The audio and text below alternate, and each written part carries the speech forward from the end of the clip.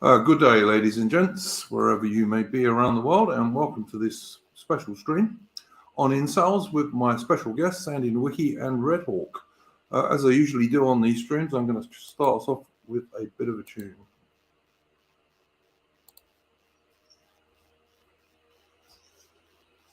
Damn it. Right. Sorry about that, guys. What happens when you don't mute something?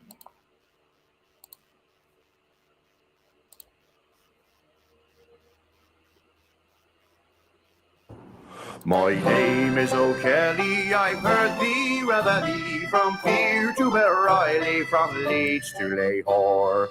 On the Shawa, Lucknow and the Tawa, and 55 more, all ended in war. Like death and his quickness, the depth and the thickness of sorrow and sickness, I've known on my way. But I'm old and nervous, I'm cast from the service, and all I deserve is a shilling a day. A shilling a day, what a blooming good pay. Lucky to touch it, a shilling a day. Shilling a day, boys, a blooming good pay. I'm lucky to touch it, a shilling a day. Though it drives me half crazy to think of the days I went slap for the gazy, my sword at my side. And we rode hell for leather, both squadrons together, that didn't care whether we lived or we died. But it's no use despairing, my wife must no sharing, and me come a swearing the pay to better. So with me you be holding the wet and the cold by the grand extra cold, please give me a letter.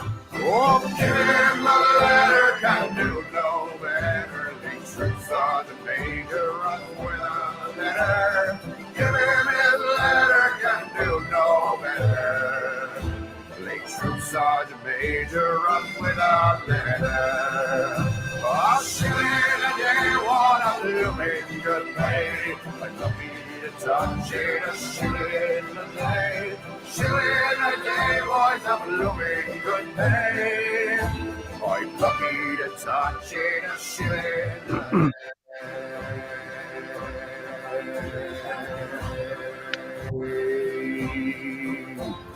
Shilling a day.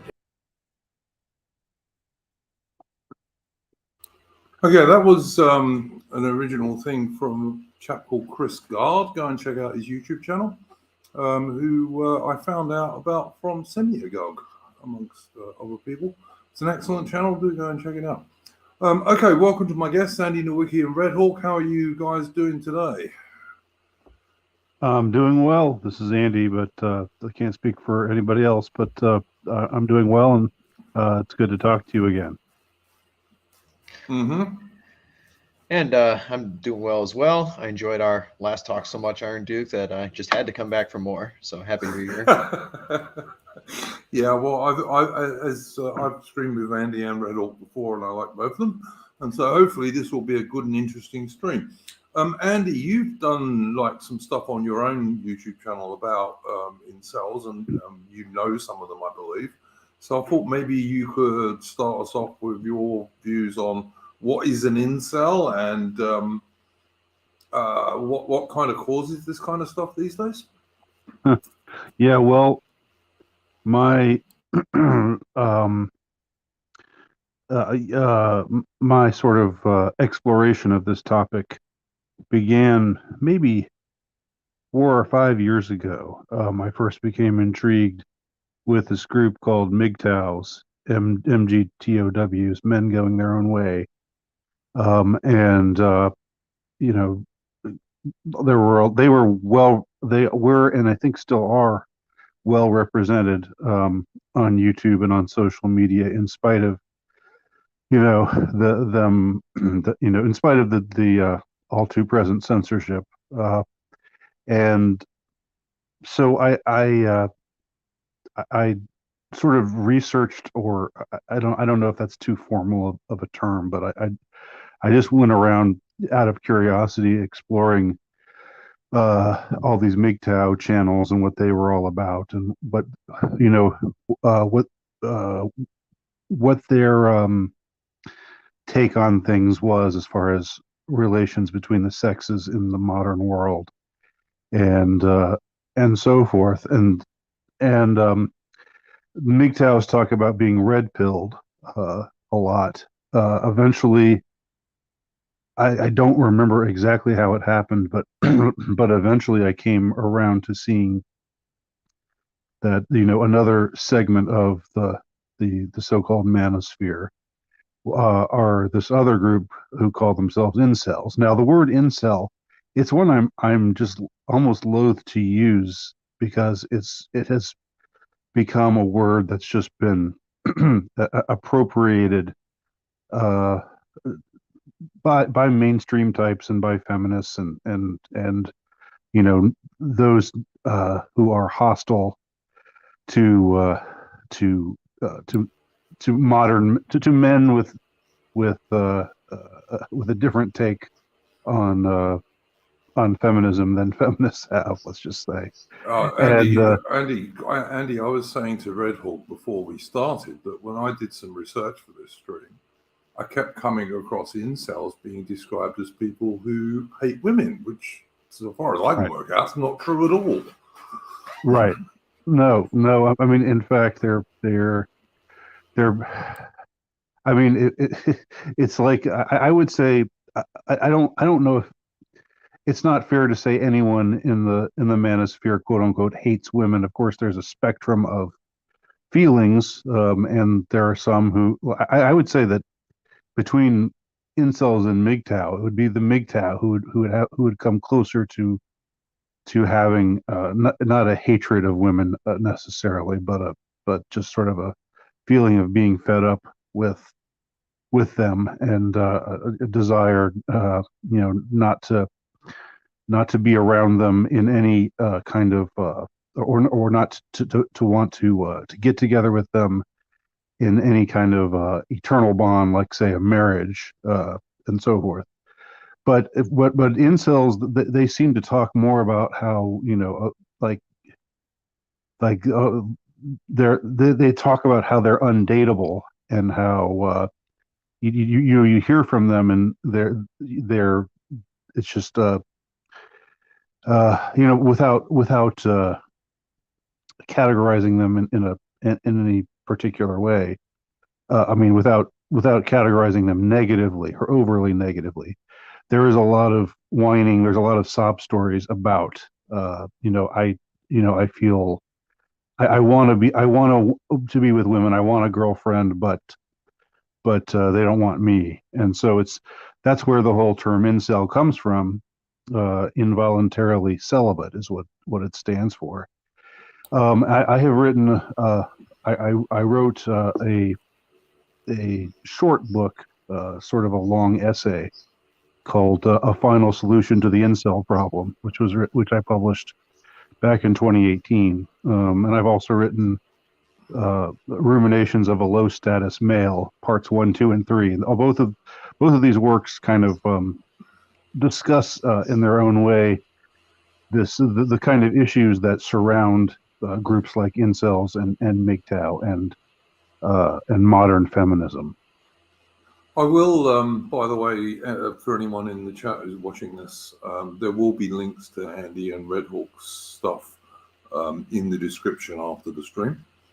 Andy, would you say that like some of the incel stuff is a bit of a self-fulfilling prophecy? You know, these chaps say no woman would date me, and so they don't try, and therefore, obviously, no woman dates them. Mm-hmm. Well, sure. Well, it's sort of like it's one of those things where you have a terrible experience, and you know, and then after having that terrible experience, you don't want to try again because of your previous terrible experience, and then you know, you maybe I don't know, you talk yourself out of you know there are lots of uh I don't think it's like it doesn't just come down to these guys never trying. I don't think, but I think that it's unfair to ask of them certain things that certain people do. I think that this whole idea, and I don't know if RedHawk will agree with this take or not, but I find the whole notion of telling somebody like who thinks of himself as an incel, somebody who's single and doesn't want to be, but isn't very confident and maybe isn't the most attractive guy in the world, and maybe doesn't really know how to talk to women all that much or all that well. I don't know if just telling him to go out and to do like 10 cold approaches a day is the best idea, because I can tell you, and I'm sure that I'm not the only one, but the experience of rejection is something that lacerates everyone, whoever you are. And it's especially when you're a young man. I think that's true. Yeah, because I'm probably the oldest person here. Like, I'm older than you, Andy, for sure. And okay. I like these days I wouldn't give a toss. I mean, these days I don't give a toss anyway. But I mean, like if I was trying to chat up a chick these days, I wouldn't care if she rejected me at all. But that's because I'm the age I am, and I'm sure you're much more like that now than you would have been when you were in your 20s. Sure, absolutely. But I don't know if. I mean, I don't know. Like, a lot of times I hear about just make a cold approach and be bold and be aggressive and do these kinds of things. I don't think that's the way to. That's not what I would counsel. Not that anyone has asked me to provide counseling skills here, but it's definitely part of it. It'll definitely help you, but you definitely have to get in the right headspace first. One of the biggest misconceptions that people have about the whole red pill and manosphere space is that the whole space is dedicated to just picking up girls, and that's not what it is. What the red pill is just simply following rule 0, which is positive male identity and then sexual strategies for men. And understanding women, RedHawk, to some degree. Yes, very much so. But it's more so about fixing men as opposed to just picking up chicks. You need to get in the right mental headspace, and that's why the first bit of advice that anyone will ever give you if you go on the red pill subreddit or on the married red pill subreddit is go get in shape. So go hit the gym. That's always like the first bit of advice that anybody will give. And then once you're in, a good physical shape that you're confident about yourself, then you can start doing your approaches and working things from there. Could I just say, for anyone in like, because I kind of came into the dissident right via the manosphere way. So, like, I know about MGTOW stuff, which is men going their own way. I know about the men's rights movement, which is slightly different. I know about incels to some degree, although Andy knows much more than I do. And also, you've got your PUAs and what have you, which obviously RedHawk knows about. But all of that stuff collectively is kind of called the manosphere, because it's all about, men's stuff. And MGTOW as well. MGTOW, men going their own way. Yeah, absolutely right. I mean, I've been following people like Stardust, Thinking Ape, Coltane in Australia, and the Franklin, even, who is a good Australian dissident right YouTuber. He started off in that kind of sphere as well. He's another chap that I've had on the stream. So as RedHawk is saying in the chat, it's a common way to get into right-wing circles is via the manosphere, and that's kind of what happened with me. And all of these groups are different, but what they have in common, as RedHawk, I think, was trying to say, is that you get red pill to the extent you make yourself the best bloke you can be, which is going to vary from man to man, of course. But yeah, absolutely, go to the gym, dress well. None of those things are going to do you any harm in any sort of sphere of life, let alone finding yourself a girlfriend or eventually a wife. And and also it's understanding like female hypergamy and like the way women think about things. Do you reckon that's fair, RedHawk and Andy? Yeah, very much so. I would say that working on yourself is the central, tenet, if you will, of the whole space. But it's often the one that gets most overlooked because everyone gravitates towards, holding women accountable and yelling at women and, the anger phase kind of stuff, because there are a lot of young guys. And it's not a coincidence that the manosphere is kind of the hot topic right now, because a lot of the Zoomers are now coming into, their sexual years, as it were, their late teens and early 20s. So this is becoming a hot button issue again. Generational. Yeah, totally agree. Andy, do you see things getting better or getting worse in terms of incels and the way things are going? It's hard to say. I I have one thing that I have developed, and something that I've talked about a lot on my channel, uh, and something that I try to emphasize. Even though I don't exactly fit into any of the. I'm not an incel. I'm not exactly MGTOW. I'm definitely not a PUA. Hang on, Andy. Just to point out to people in the chat, you're a dad. Yes, Okay. yeah, I am. Yes, I have two. I have two. Well, one child who's going to be 20 in 3 days, and another who's going to be 17 in a couple of months. So yeah, I've been married, and I have two kids. So I mean that I don't know what that does with me, if that puts me in a certain category in and of itself. I mean that obviously means that I've I'm not an incel. Wouldn't claim to be one, but uh, I as far as things getting better or worse, I think social media has made things so much worse, and I think there's ample evidence of that.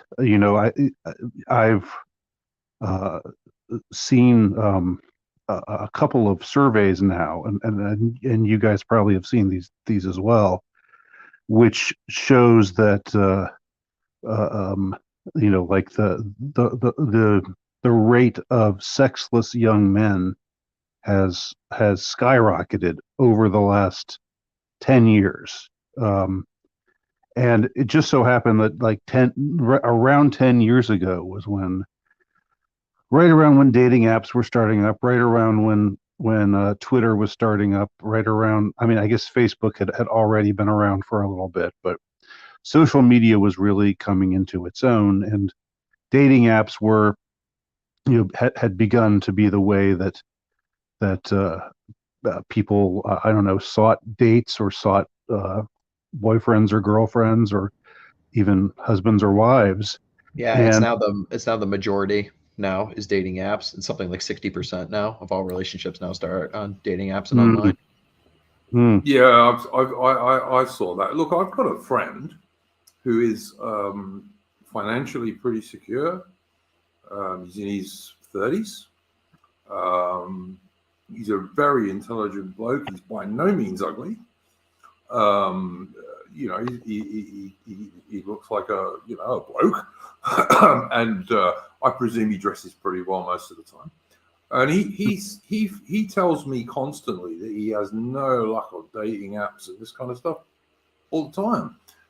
yeah, What do you guys think about that? I mean, RedHawk, you've done some stuff on it, and Andy, what's your opinions on that? Well, the biggest thing is that it's basically the paradox of choice is essentially why the dating apps are the biggest problem for a lot of guys, because it kind of inflates women's hypergamy artificially to such a high degree that they just think they have all these options available to them, and it's just anonymous, so they can cut right to the throat. It's actually really interesting to look up like statistics on some of these dating apps, because you see like which race is most preferred, which income bracket is most preferred, which age is most preferred, and stuff like that. So there is interesting data that we can get from this stuff because it's all anonymous and people aren't afraid of being judged for who they're swiping on.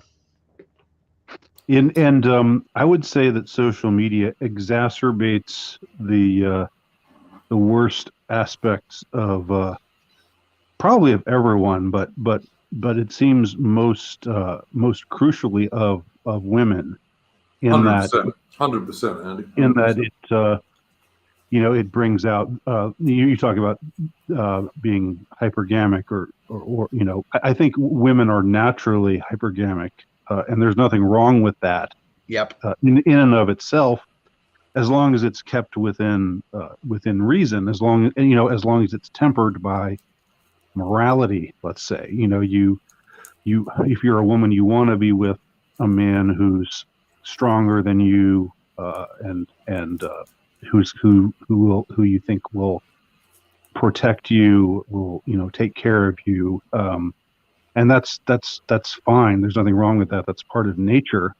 But the problem is, there's so much of toxic modern masculinity. Toxic modern feminism, and this is exacerbated by the dating apps as well. What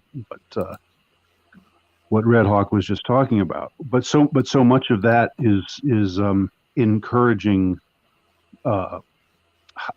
unrestrained hypergamy. So it's like you have a woman, say in the worst case scenario, and I believe we all can. I'm not anti-woman any more than I'm pro man, or the other way around. I think we're all human beings. We all have a responsibility to be our best selves, and we all fall short of being our best selves for one reason or another. And I think the landscape out there, the way things are right now, does not encourage women to be their best selves. It encourages them to use men, to find a man who's for generally superficial reasons, and then to think that she can do even better than that. And so the hypergamy never ends. It's never like, oh, I found this guy, and maybe not like it was in the old days, or when monogamy was still the norm, and the whole idea was you find someone, and that person is going to be your partner for the rest of your life, and for better or for worse, for richer or for poorer. Then you made your choice, and that was it, and then even if the person you married turned out to disappoint you in one way or another, but still was generally a good person, who was doing his best to do right by you, you had the responsibility to do your best to do right by him, and that was the honor that the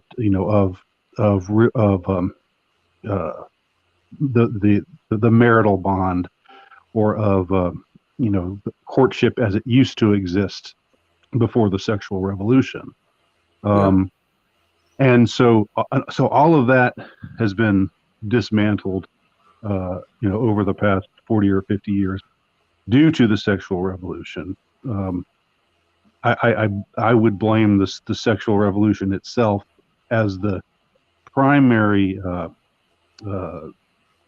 agitator of all of this, all of these negative changes that have happened. But I would say that it has accelerated over the last 10 years, the past 10 or 5 or 10 years, especially. Andy, would you say it was like a combination of, like, obviously you have the contraceptive pill, you have abortion nearly on demand, you have, as you quite rightly say, the whole female sexual revolution, which was predicated on the pill and abortion on demand to a large degree. Yes. But then you've also got divorce rate. 70% plus of divorces are started by women, not men. Yes. Right. And if you go through a divorce, as you may know, because like I'm a divorced bloke, you may be a divorced bloke as well. If you go through a divorce, you don't win as a bloke. You never do. So I think it's like a combination of stuff, and then on top of that, you've got this social media and dating app system you have at the moment, where like 80% of women are chasing about 20% of blokes. Yes. Because of hypergamy, you know. Yes, and because they've been told that there's nothing wrong with it. It's just you go, girl, you know, and so yeah, so you have it. So the sexual revolution very much benefits a certain subset of men, like the top 10% of socially or high status, high profile, high. What's the other way they call it? High value. I've Yeah, never high value. like they say high value and high status is almost as if they were interchangeable. I don't know what I really think about that. I think there's a difference, but I think also, Andy, in terms of the dating apps and social media, in terms of a bloke, you've also got to be able to make yourself stand out from the crowd, which a lot of guys can't do. Yeah, and why should they? Like, I understand the frustration of men who are like, well, I don't want to just be, I don't want to always have to, like be the life of the party. I don't want to have to be funny all the time. Or else they'll get bored with me and go and move on to somebody else. I mean, I would say screw that. If that was me, I would just say, I'm not up for that. I would rather try to find somebody who who is reasonable. Who, of course, it's reasonable for everyone to have expectations and even demands or standards, let's say, but just to have them be applied in a more human and in a more humane and human sort of way, where you eventually decide to be with someone for better or for worse, for richer or for poorer. I think, Andy, you said earlier, and you're right, of course, that female hypergamy is it's a good mating strategy for women. It means they try and marry the best bloke they can, or it used to, because in the old days, I think women have always aimed for that top 20% of blokes, but in the old days, it was the top 20% of blokes they knew. Whereas these days, because of dating apps and social media, etc., it's almost like the top 20% of blokes in the world, Yes. If that makes very any much sense. so. Yeah, sexual marketplace is global at this point. Yeah, sorry, RedHawk. I was kind of trying to segue into bringing you into this there. I mean, I'm sure you'd agree with it, but do you reckon there is anything your average bloke can do to improve his chances in that sense? Yeah, there absolutely is. I think one other thing of the analysis here as to where we are and why we are here is that there are two sides to women's hypergamy. There's the alpha fuck side and the beta buck side. So it's the part that gets them hot and bothered, but also with the provisioning. And basically, through the last 60 years of feminism and the welfare state, the beta buck side of hypergamy is entirely fulfilled for women because they can go out and get their own jobs and because of the welfare state. So women, for their provisioning, no longer need men. And if you don't need men, but you want men, the only men you're going to want are your bad boys, your Christian Grey type guys, the alpha fuck side of hypergamy. And there's far fewer of those guys to go around. So it's basically feast or famine at this point. Yeah, that makes some sense to me. Where I find it difficult, all right, is that when I'm talking to blokes who find it difficult to talk to women, I kind of get it, because when I was 18, I was fairly shy, I guess. But you get over that, and you kind of have to if you want to do anything with women. It's like you just can't be shy and expect to get anywhere with women. I think even in the old days that you were talking about, Andy, like before the internet was a big deal, even then, you had to have some sort of you had to have the confidence to go up and talk to a girl and say, and have a joke or whatever, Yeah, sure. And I think the problem is these days, partly again because of the internet, the thing is, if you're someone who calls themselves an incel, and like I had people say to me before the stream, are you going to have an incel on the stream? I can't find anyone who calls himself an incel who's willing to come on the stream. All right. I mean, if there's someone in the chat who's actually an incel and wants to come on this stream, let me know and I'll send you the link. All right. But, you know, if the trouble with the modern internet is that you can call yourself an incel and you can get in with another little group of incels and you can all kind of woe is me to each other, if that makes any sense. Yeah, there's a huge distinction between men who go their own way and men who have been sent their own way. Yeah, and very often I don't understand why, to be honest. I really don't. Like, I see guys who are perfectly good blokes, but maybe they're 5'9.5", all right? Now, 5'9.5" is not short. Yeah? I mean, what? I'd say 99% of women want a bloke who's taller than they are. Or certainly 97% of women, anyway. But 5'9.5" is taller than most chicks.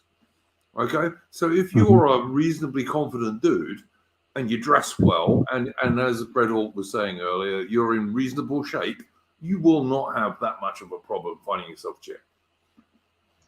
Yeah, you just have to change up your tactics because the things that are working for you, there's obviously an issue. So, you know, if the hunting ground doesn't suit you, you adapt or die.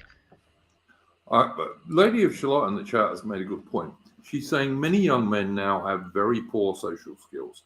They communicate through Discord, etc., but they can't speak in real life. Hence, many have problems in job interviews, etc., not just with dealing with women. Yeah, Lady of Charlotte, I think you're totally true about that. Well, Andy, what's your view on that stuff? Yeah, I mean, you know, I don't know if I have anything really profound to say about that, but I mean, obviously, we spend. I say we, but what I mean is people, and what I really mean is younger people spend a lot more time online today than they did in my day, right? And I'm 51 years old, so you know, I remember when the internet was first around in the mid 90s, and it wasn't anything like what it is today.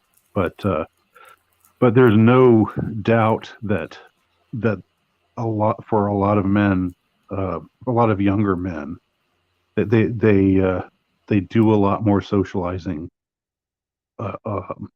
if you can call it socializing, online. You know, online gaming and doing other things like that. And so yeah, there's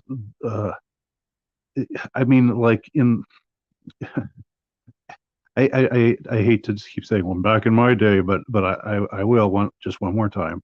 You know, in the 80s and in the 90s, when I was young, you know, a teenager and a younger man, a man in his 20s, you know, the landscape was very different, and you know, you didn't really have a choice. You had to, if you wanted to. If you wanted to socialize with people, you would have to meet them in the flesh. And you know, I think that the internet has, you know, obviously caused a huge revolution in how we do everything, you know, how we do so many things, and a lot of the changes have been for good, I think. You know, I've met a lot of people due to the internet that, you know, I've made a lot of friends that on the internet that if the internet weren't around, I would never have met them in my life. You know, I have used the internet to my advantage as a, you know, as a writer, as you know, to publish the things that I've written, and I think reached a certain niche audience that I would have had a much harder time reaching without the internet. But I think a way in which we can definitely say the internet has been a blight, a positive blight, is with regard to what we're talking about here, sex relations. By that I mean relations between the sexes. It has accelerated, and I don't even know if that's so much the internet per se as it is dating apps and social media. I think because those things came along later. The Facebook started up in 2008, something like that, and then Twitter was like 2011, 2012, something like that, and then Tinder was a little bit after that, and other dating apps followed, and Yeah, it just seemed. they started coming out in like 2009, but they really got big in like 2012, 2013. I'd say is Right. when they really started to They pop off. started off slow and then gathered momentum, as and became more of a go-to sort of place. But now, I mean, I think it's like if you're a man of if you're an average looking man, or even a slightly above average looking man, I don't know why you'd want to go on Tinder at all. I think the only men that Tinder helps are the really good looking men. Yes, this is very true. And so, because there have been, and again, I remember, I can't cite where these came from, but I can recall that there are surveys which showed that when men were evaluating women's looks on, I think it was Tinder or some other dating app, Yeah, it's versus the 80-20 rule. Yeah. versus how women were, versus how men were, how the sexes were evaluating the opposite sex as far as looks go. Women were so much harsher, like to the degree where something like 90% of men were either average or below average, and only like the top 10% were above average or really good looking. Whereas for men it was much more like the bell curve kind of thing, where it's low on one end and then it gets high and then it's low on the other end. Where there were in other words, men had lower standards when it came to looks. If a woman was average looking, men were okay with that pretty much. And there were only a very small subset of women who were just really unfortunate looking enough to be categorized as below average. It's just it's just ugly. You're just really ugly. But such a higher percentage of women thought, or such a higher percentage of men were considered ugly by women. But Andy, look, a lot of these. Let's be honest, a lot, and I'm sure RedHawk will agree with this. A lot of these women on things like Tinder have completely unrealistic expectations of the sort of guy they get. I mean, you see. I've got to be careful here because I once got done for hate speech. But you see enormous land whales who think they can get Brad Pitt. It's like it's really crazy. Yeah, it's and the thing is though, and I'll shut up for a little bit. I know I've been talking for a little bit here, but just to add one more thing, I think that the scenario you just described is even true in a way, because that the top tier of men, they've got their pick of the litter. They will be with they'll have a one night stand with a woman who's below average looking, and that's fine with them. It's just sex. But they won't, they'll ghost them as soon as they're done using them for their own pleasure.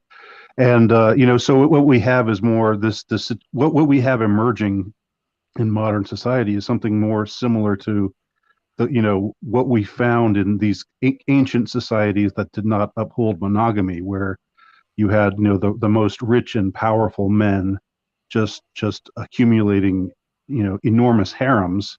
Yep. And the lower status men left with scraps, and so that's not a recipe for cultural success, I'll just say. Yeah, no, not at all. Totally agree. RedHawk, give us your takes on this stuff, mate, because like you're a manosphere guy, but you're also on the Chad bloke side, shall we say? Yeah, yeah. So I think another thing we're missing in the analysis here, with why young men are having such issues, largely two things to add. One, they almost have zero masculine role models in their lives, pretty much their entire lives, because of our education system that's 75% run by women and women teachers and such like this. And often so many guys are coming from, single mother homes as well. They just do not have the masculine leadership and authority in their lives to basically teach them the basic things. They've Yeah. been given. Could I'm sorry to interrupt you, RedHawk, but yeah, I just think that's a real big issue these days. Is that Yeah. so many young men lack good male role models? They just do. Yeah, very much so. And combine that with victimhood and blaming politics of everything is the fault of white men that is thrown at them since they're young boys. You can imagine problems are going to stem from that. And then another thing too, as well, is that we mentioned that 75% of divorces are initiated by women, but there's also plenty of statistics to talk about just henpecked guys in the home. So even if you have a male role model, so often your dad in so many cases is basically running on old order thinking, and he wasn't taught either. We're basically 3.5 generations, soon to be 4 generations into feminism at this point, and it's basically been the blind leading the blind. Oh, look, feminism is poison. All sorts of. There's no such thing as a right-wing feminist. I absolutely do believe that. But I just think this is like such a huge combination of problems pushed together, and all of them are destroying particularly young white blokes. I mean, let's be honest, it's young white. You don't find many incels who are not young white men.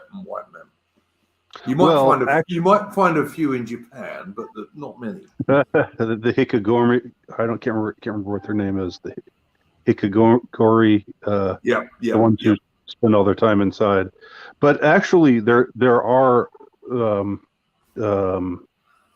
a lot of non-white incels as well, and that's something that the mainstream media usually doesn't pay attention to. But a lot of East Asians and Southeast Asians that come over to the States have this problem because they're generally a lot shorter, biologically speaking. The so-called curry cells and rice cells they call them.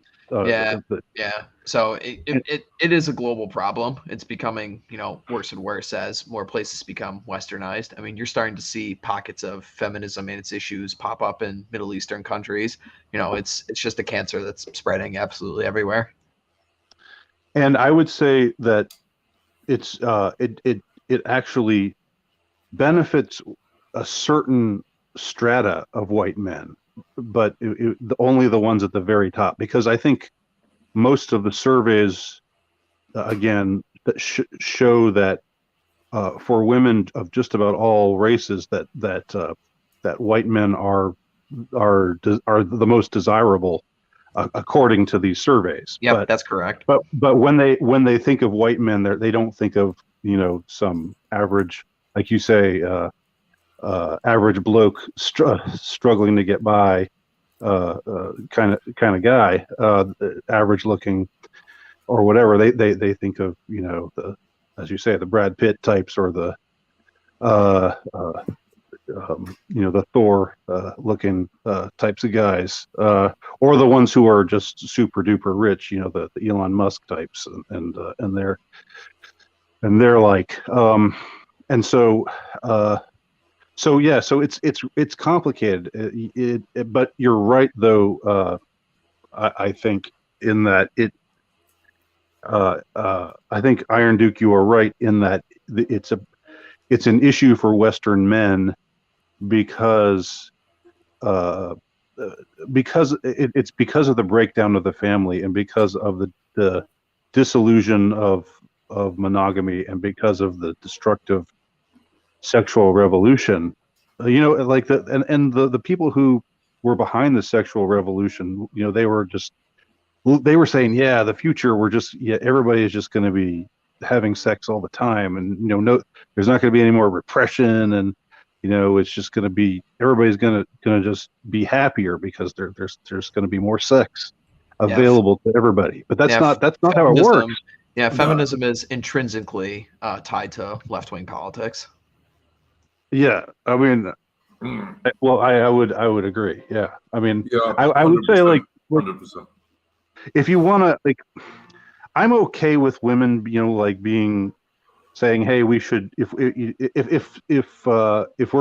we're as good as a man in this profession, we should be able to work in this profession and get compensated the same. I mean, I think that's fine. Except they almost never are, but all right. Yeah.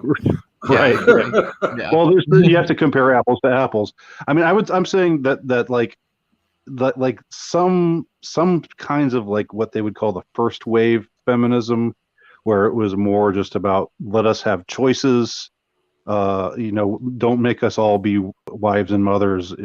I think I'm not so much opposed to that, but I think Andy, could I tell you a story about real first wave feminism, like a personal story? I'm 57, so I'm a bit older than you even. And when I was a young man, I was lucky. I was lucky enough to know some dudes who had fought in the First World War. They'd done over-the-top charges on the Somme and Passchendaele and this kind of stuff. Yeah, and I knew, and the reason I knew these dudes is I used to work for this preservation society in the closed down Surrey docks, where these old dudes used to go fishing, and I was supposed to charge them $50 in American terms for a day ticket to go fishing, and I never did because they were old blokes, Yeah. But I used to sit there listening to their war stories because I was army bombing when I was a kid. I joined the British Army when I was 18, and these dudes would tell me all these stories. So I knew this dude, and he was wounded on the Somme in the Battle of the Somme in 1916. Yeah. And he was a terrible battle where hundreds of thousands of men died, right? On the first day of the Somme, the British Army had 50,000 casualties. It's the biggest ever in British Army history. And about, I don't know, a lot of them were dead, but most of them were wounded. And he was wounded later on in the Battle of the Somme, and he was sent back to England to a nursing home to get better, a hospital. And he was going to go and see his wife. And his wife was terrified he was going to get killed in the First World War, which was not an unreasonable fear for a woman in the First World War at all. Right. So on his embarkation leave, when he was going to go back to join his regiment in France, he got dressed in civilian clothes and jumped on a tram in London. And he was sitting on this tram, and this guy at this stage would have been in his late 20s. Mid-20s, I think. And he was in civilian clothes, and this upper middle class woman gave him a white feather, which is like a signal of cowardice. Yeah. Yeah. As if he had dodged the draft or something. Yeah. And I actually, as I say, he was wounded and he was going to see his missus, and his missus was scared he was going to die, so he was in civilian dress. He spat in her face. Good. Right? Yes, absolutely right. And she was a suffragette, because the suffragettes were the main people who did that in Britain in World War One. So even first wave feminism was total poison. You might be right. I'm not even necessarily. I don't think that much of women voting, but then I don't think that much of voting. I don't think that much of democracy generally. So. But, democracy is largely an illusion, in my opinion. But very much so. But you seem to want to talk. Iron Duke, you wanted to talk about solutions. So this is why I've got RedHawk on it, because RedHawk is he's the one to formulate the solution. I'm in the trenches. No, a lot of the stuff that RedHawk talks about, I've been doing for donkey's years, but I was not doing it because I was in the PUA. It was just like, that's how you get chicks, you know. And all right, I've got to be like honest. I'm 6'2". I'm about 200 pounds, and I'm not the most ugly bastard in the world. And I used to be a soldier, but I was I was a non-commissioned soldier, so I was never a rich guy. But I never found it that difficult to get hold of chicks, which is where I think RedHawk and people like RedHawk have the right idea. You do not have to be a very rich man to do okay with women. But you do have to have certain weapons in your arsenal, shall we say. Yeah, exactly. It kind of comes down to, what is the main thing you're offering to women? If you're just going to offer your money, then, she's just going to treat you like a bank, like a pay kid. What you want to be is, the masculine qualities that women look for in a man, leadership, protection, provisioning, things like this, decisiveness, because women are very indecisive, so just be in your masculine frame, and women will generally fall into a feminine frame, unless you get, the crazy, super left-wing ones. But, I think the best thing most guys can look for is just a normal chick, basically. If she's like basic leftist because, she has been indoctrinated that way, it's not the end of the world. You can change them to some extent, because I think most of the time women just haven't heard like an opposing view. And if you are the kind of guy they're looking for, they will change for you. It's not the biggest deal in the world. So those are just a couple of things. Jord is in the chat, who some people may have noticed.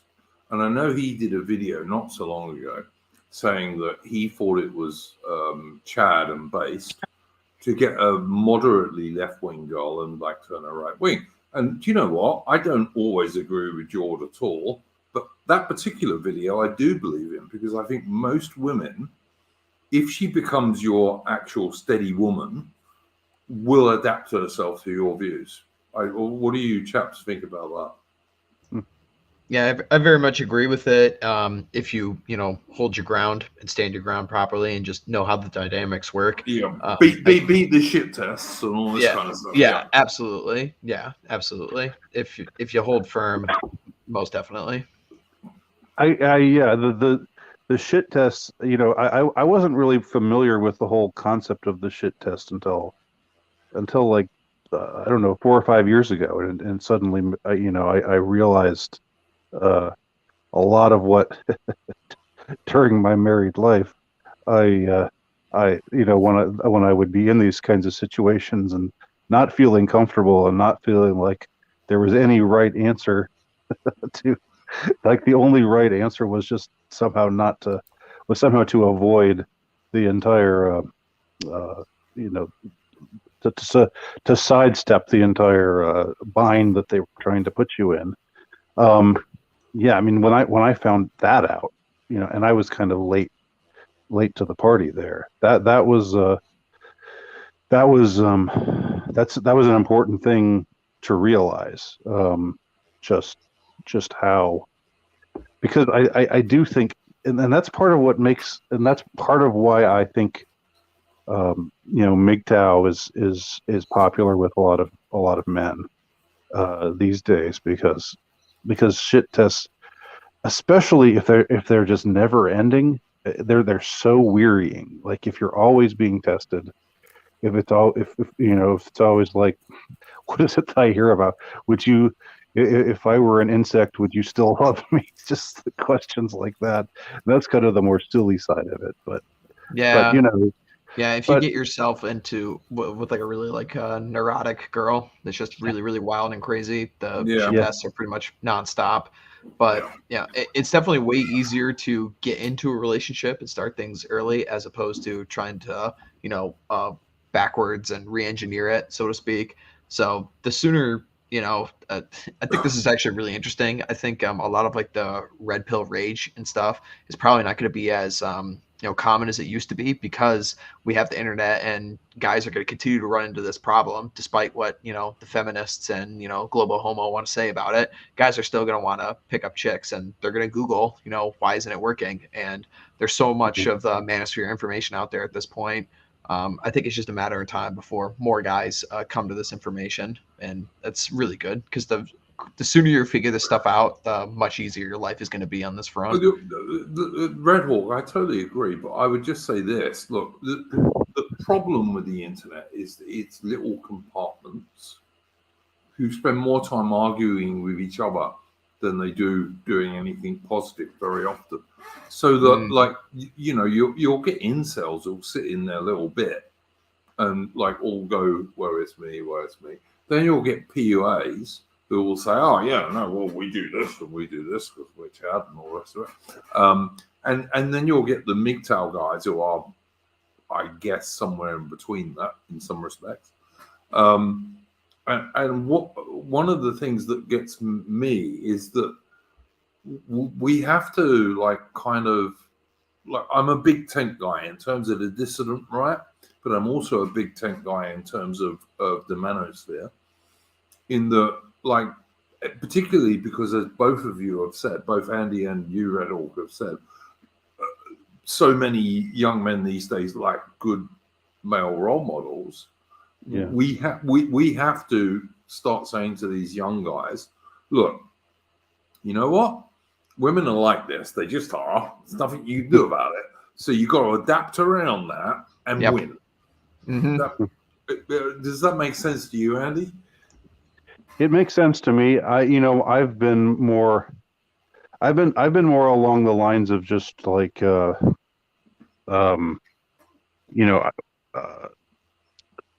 trying to adopt a more stoical perspective on things, and I think that's hard. When your biology is screaming at you. Very much so. We can't ignore the age difference here in this conversation. It's definitely different when you're a younger guy versus an older guy, and I do find that a lot of the original guys who started like the MGTOW movement were older guys in their 40s and their 50s, and most of them either were divorced or some factor like that, and they basically just stoically decided that they're just gonna not be part of the game. It's a big difference when you have a guy who like played the game, knows what's up, has a few notches under his belt, and just makes the rational and logical choice that, oh, this isn't worth it. I can devote myself to, pursuit of reason or something else in your life. It's much more different than say, oh, I'm 17 years old and I'm going to go MGTOW because, bitches ain't shit. And it's like, no, how about you go out and work first, pal? 100%. Yeah, 100%, RedHawk. Look, it's not healthy for teenage men, I shouldn't call them boys, teenage men, like 18, 19, 20, it's not healthy for those guys to say, yeah, I'm going to have nothing to do with women. And it's also, from a dissident right point of view, totally ridiculous because, our replacement birth rate is ridiculously low. Well, do you think, though, you say that it's not healthy for them to have nothing to do with women. Do you think it's okay for them to just, if they prefer to just sit back and let the game come to them, or would you say that you have to be out, approaching, making 10 cold approaches every day and getting rejected left and right? I'd go in between, Andy. Look, you obviously, if you just sit back and don't do anything, then you'll just sit back and you won't do anything. Women ain't gonna chase you as a man. So from that point of view, yeah. But on the other hand, I don't think you need to do 10 cold approaches a day at all. I think you can learn stuff from people who do or can do cold approaches. I think you can learn stuff from them that is useful. One of the reasons I like RedHawk is that, look, I'm not a PUA. I've never been a PUA. I was a serial monogamist, okay? Always, my whole life. Pretty much. Like, if I wasn't, then I didn't like chick anyway. So, but I was never a spinning plates guy, as someone like RedHawk would say. Like, yeah, occasionally I had 2 or 3 chicks who I knew in a biblical sense. But most of the time, I had one girl and I was faithful to her, pretty much. But the stuff that people like RedHawk can teach us is worth knowing because it's true. You know, it's I get people who call me what's the word? They'll call me a degenerate. Okay, and very often there are people who will go on like AA's channel and not call someone who's a transvestite a degenerate, but you know, whatever. Why are you a degenerate to them? Oh, because like I had a fair number of girlfriends when I was younger. Yeah, degeneracy is probably the one word I'd love to take out of right-wing lexicon most, because it's a amorphous word that means a million different things to a million different people, and it's just not productive to any form of conversation at all. And I love the Well, example. on the other hand, though, it's a word that it's a word that describes our culture today more better than nearly any other word. Yeah, So Andy, it does, but it doesn't describe blokes who know how to deal with women. If you see what I mean. yeah, no, I understand what you're saying. Yeah, I mean, I understand. there seems to be, and we shouldn't be promiscuous in our usage of.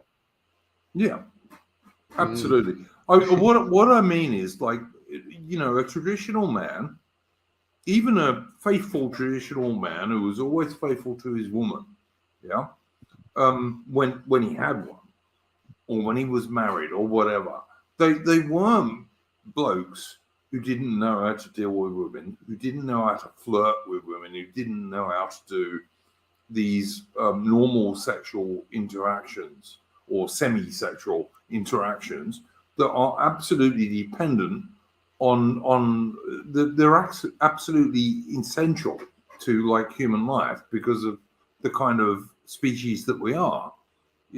Does that make any sense, Andy?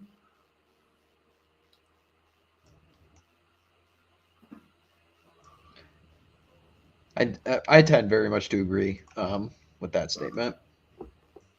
Like, why is it like if you can get girls by knowing how women think and all the rest of it, why is that in any way, shape, or form degenerate, except to people who can't do it? Yeah, especially compared to, the example you were giving earlier, like when people start getting into, the homosexual question or stuff like that, like we're arguing apples and oranges here.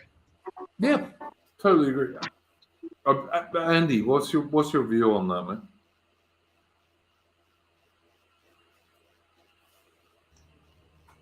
man? Maybe his mic shorted out. Yeah, Andy, I think maybe you've got a microphone problem, man. You might need to leave the stream and come back, and then I'll put you back in again. Because this happens to me all the time. I'm back. Sorry about that. Can you hear me? Right, man. Yeah, no worries, man. You're cool. Just have to take care of there. Did you hear what we were talking about? Repeat the very last thing you were saying. Like I was just saying the right these days, like the dissident right, I guess, if you like, yeah, turns around and says that people who can they get quite a lot of girlfriends when they're not actually in a full-on relationship. And like not when they're married. I'm not talking about if you're married and cheating on your wife. I'm not even talking about being in a serious relationship and cheating on your girlfriend. But like when you're getting to the point of deciding who do I want to be my girlfriend, who might I marry, the dissident right these days too often calls these people somehow or other. They say they're bad. And I don't know why that's true because it never was. You're talking about the ladies' man type of guy. If you like, yeah. If you like. Okay. They say he's bad because he's degenerate. yeah. They say I've been called a degenerate.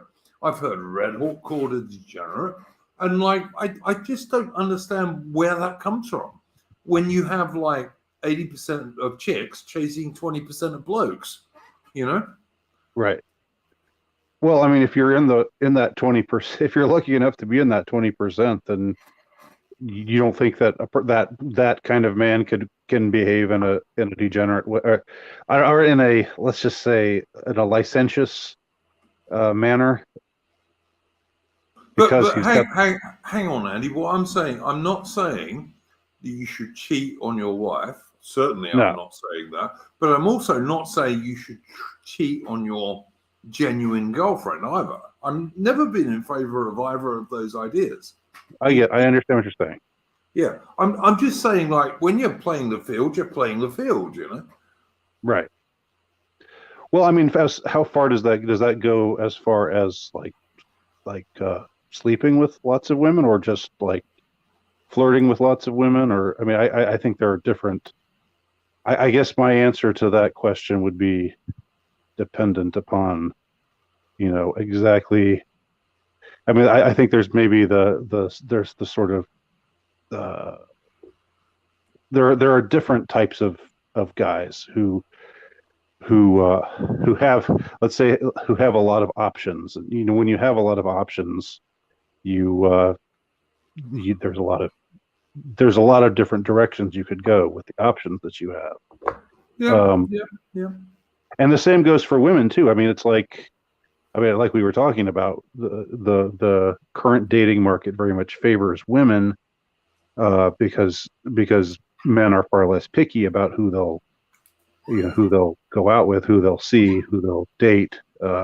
But when it comes to marriage, that's still something that men have to agree to, and that's something where, and that's a way in which I think modern feminism ultimately fails women as well, because they're told. It would be one thing, and I actually said this in a podcast that I recorded the other day about feminism. I said, if feminism actually said to women, look, go out and do whatever you want to do. If you want to be a career woman, that's great. If you want to be someone who marries young and has a ton of kids, and your whole life is being a mother and a homemaker, and serving dinner to your husband every night, and making up the house, and that's the kind of life you want to live, great, go for it. But we all know that feminism doesn't teach us that, or it doesn't promote that. It doesn't say anything you want to do as long as it makes you happy is good. What they say is, if you're a woman, you need to choose a career, and you need to get into that career, and you need to climb through the ranks, and that career needs to be your priority. And if you have an urge for companionship, you should just sleep around, but use contraception, and get an abortion if the contraception doesn't work. And then when you get to like your late 30s, then maybe you can settle down with someone. That's the kind of that it's just like, what's her name, from that awful woman from Facebook, Wojcicki, that terrible quote. Sandberg. She wrote a book, Lean In. It was basically. But was she the one who said, date the bad boys, date the. Yeah, she wrote that in her book. Yeah. So that's basically saying to women, be whores in your 20s. Yes. It is. I mean, it's saying it euphemistically, but that's what it's saying. And then it's saying, but when you get to be, basically past almost near the end of your childbearing days, then find a good guy and marry him. And so get all that out of your system, and accumulate some, triple or quadruple body count. No judgment there. But then once when you get older, then you can marry and maybe, have one kid, if possible. It's like, and all of this favors the depopulation agenda as well, which that's all. I don't necessarily want to go. I know that's not the subject of this but conversation. It's related, Andy. It is definitely related. Everything to me is connected. All of the trends are connected. Right, man. And like, I wouldn't have, like what I was saying before about, being sort of mellow about first wave feminism. This is what I mean by that. If feminism were just saying, women should be able to, if they've got, if they're smart enough, and if they're whatever, if they can compete with men in these fields, they should be able to. But if they don't want to, if they'd rather live the traditional life that women have led through the years, then they should be able to do that as well. But feminism very much, discourages women from choosing the traditional route. It tells them that they're degrading themselves if they do that. They're betraying their sex. They're betraying the great cause of feminism if they choose to they won't end up as 45-year-old cat ladies. Yes. Yeah. I know. Yes. But somehow good men are supposed to see this chick who is, I don't know, 36 or 37, who's been riding the cock carousel for 25 years, and say, "Oh yeah, I'm going to marry you." And that's just. Yeah, and that's what Sheryl Sandberg's. That's what her quote was. Ride the. I mean, it was. She was basically saying ride the cock carousel. She was being more euphemistic about it, but that was it. That was basically her message. Yeah, test your options. Yeah. Yeah. Look, RedHawk, who is being more degenerate in that situation? The feminist who is saying ride the cock carousel until you're 36 or 37 and then become a cat lady if it don't work, or some bloke who works out what women like and says, okay, I'm going to work out how to get around women, if you like. You know what I mean? Yeah. The biggest critique that people have of game and pickup artistry, and basically, and this comes a lot from your very Tricon kind of crowds of people who basically just say, oh, this isn't anything new. This is just tactics that anyone can use, and that because anyone can use them, that means it could be the most degenerate and dysgenic people that could take advantage and sneak around the women this way. And that's not how it works at all, because if everyone could go out and do it, then we wouldn't have the incel problem to begin with and the sexlessness problem to begin with. So it's basically trying to pick up the slack from where fathers and male institutions have failed men to kind of teach them what it's like to actually be attractive to women. And this is how female psychology works. And this is how you become attractive and how you ensure that you are not unattractive. All right. Well, what I would say to that, RedHawk, is all right. All young men, or sons, if you like, copy their dad. And I think almost all young women look to their dad to be the person who sets some sort of moral arbitration. So that single mother families suffer in both respects. Definitely. I think that's absolutely true. Like when I was a young man, and I'm sure it was true when you were young, Andy. If you were when you were like a 19-year-old or 20-year-old, 21-year-old, if your girlfriend took you to see their family and their dad was there, that was a big deal. You had to be on your best behavior around the girl's dad. Yeah, because he knew what you wanted, but he was absolutely there to make sure you didn't do that in a bad way. Right. Yeah, sure. And that was good. That was good and moral. Good and moral. That was good and moral. That's the way it should be. Yeah, absolutely, 100%. I totally agree with you. But I think RedHawk is right in that doesn't exist so much anymore. And that's bad for women, and it's bad for men as well. Yeah, very much so. Ideally, we are not in the ideal-based trad Christian society that we would all like. And the way the world is going right now, it seems like that is not returning anytime soon. So you can either adapt to the modern marketplace and figure out how to navigate around the awful divorce laws and the horrible marriage laws and how men are, basically second-class citizens in most Western nations compared to women when it relates to, things like the state. And a lot of things are going to be stacked against you.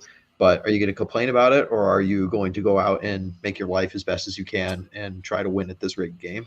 Because at the end of the day, what else is there? All right, I've got to bring this up. Well, I know, Ronnie. there are was a quite- couple other things, but you go for. No, I would say carry there's on, a couple other things. carry on, Andy. Well, You I do mean, this first. I think there's a place for celibacy. I mean, I think that I don't think that all men are called to marriage and family life. So I don't think it's the only thing. I mean, it's the vast majority, sure, but I wouldn't. I would be just a little bit more tolerant of. I think I've indicated this before. I would if a young man wanted to just sort of sit back and not necessarily just let this be the case for the rest of his life, but if he just wanted to not date and just to I don't know, do his thing, what the MGTOW say, focusing on your grind or whatever, or whatever. It doesn't even have to be that. It doesn't even have to be about making money, or just if he's got something else that he's doing instead. That's I think that should be something that we tolerate, or that we are okay with. I don't think every single man has to be bullied into trying to charm a woman into becoming his wife. So Yeah, no, I agree with that, Andy. I so agree with that. so that's all I would say. But for those who see marriage as their calling, and then yeah, then it's you definitely want to navigate you do have to navigate the way things are. But I would also add that navigating the way things are doesn't mean selling your soul. It doesn't mean putting yourself in, like, it doesn't mean forfeiting your morals, or it doesn't mean putting yourself in the kind of situations or positions that are not consonant with uh, your morals, your ethics, your values, your take on the way things should be. So I guess I am a lot more tolerant of the, or I don't know if I'm a lot more tolerant, but I would urge tolerance of the sort of misfits, or the sort of guys who just want to, like, maybe just for a time, maybe just for a season, you know, just think it all over, and maybe spend some time in a monastery or something. Not take permanent vows or anything, but do something along those lines. I'm sympathetic with that perspective. It doesn't even have to be young people too. It could also be some guys my age, or around my age, coming off of a terrible marriage. There's no reason why they have to just jump right back into the game. And Yeah, very much so. Two great books on this subject, both written by Aaron Clary. These are his two most recent books. First book is The Book of Numbers, analyzing the ROI on the pursuit of women, and his second book is The Menu: Life Without the Opposite Sex. So both of those books address this subject in great detail, basically going through the numbers of what crop of women are available to you in the West, and then acknowledging the fact that in the future, 50% of women are going to be single and childless, which means 50% of the men aren't going to get married either. So, I mean, it's definitely an option is going to be more and more on the table for most guys. So, as long as you go to, the decision yourself and you aren't just sent that way, like crying, basically, I'm okay with it. I have an issue with, people call them like the virgin tows, kind of like this is what I was mentioning earlier, like the 17 and 16-year-old guys that just give up right at the start of everything, who've been sent their own way, who actually haven't, made the rational choice to go their own way. So I think that would be the totally distinction agree. to make. Yeah, RedHawk, I totally agree with what you're saying there. I mean, if someone, as Andy was saying, decides that's what they want to do, fine. I got no problem. Like, there are, like, older MGTOW guys who decide that, and it's great. Look, I know a chick. Do I go and see what I want? and my dog likes her, and she likes my dog, and I can take my dog, and That's the true test, isn't it? If your dog likes her. Yeah, absolutely. I don't trust anyone my dog doesn't like, to be honest. But look, that's as far as I'll ever go anymore. But like, I'm a dad. I was married, and back in the day, I wouldn't have been like that, but I am now for sure. Because like, I just won't put up with any bullshit anymore, and I never put up with much. So, look, unironical, spiteful mutant in the chat says, counter signaling the use of the word degenerate is Kuma code. All right, a Kuma is someone who sits there all day wanking to the internet. I don't think any of the three people on this stream are that. I'm certainly not, and I'm pretty sure RedHawk and Andy are not either. So, what are you saying? Correct. At age 51, you couldn't even be that even if you wanted to. I don't know. When I was 51, I probably could have managed it like, I don't know, 6 times a day, but not that way, It's so I get so bored with these bloody right-wing people, and I'm a right-wing person, trust me, who turn around and say every single person whoever wants to have sex is not right-wing. I'm sorry. Being in the right-wing does not make you a monk or a nun. Yeah. There's a lot of that going around. Whatever. I think the guy who made that comment, he was saying he wasn't necessarily saying that. He was saying you guys were talking about how we should, or RedHawk was talking about how we should stop using the word degenerate, and I think maybe that it was just in response to that. Well, do you know what? I'm happy to use the word degenerate about transsexuals who are mentally ill men for the most part, and very occasionally women. And I'm even happy enough to use the word degenerate about quite a lot of gay men. Right. So, use the word where it's deserved. Right. Yeah. That's all I'm saying. I get bored with this shit that someone like RedHawk, for example, who tells blokes how to pick up how to pick up women, is degenerate. Why? It's kind of a necessary skill for anyone to have in their life. And the biggest, if you ever want to get a girlfriend who becomes a wife, you kind of need to know how to pick up women. Yeah, and this is the biggest problem that people misconstrue with the whole sphere, is that they think that the tactics are different depending on like your morals of the situation. So and it's like, if I'm looking to marry, then that means the tactics are different for picking up a chick as opposed to if I just want to make her my girlfriend, if I just want to sleep with her. It's all the same. You just have to, leverage certain tactics a different way depending on what you want out of the situation. But women are women, no matter if you're a tricon, if you're a MGTOW, if you're an incel, if you're, a PUA, women are still women. 100%. 100%, that's what I agree with. Well, I would say that as far as like, I don't know, RedHawk, if you have any thoughts about what's his name? This guy who's really in the news a lot right now. Who's like Andrew Tate.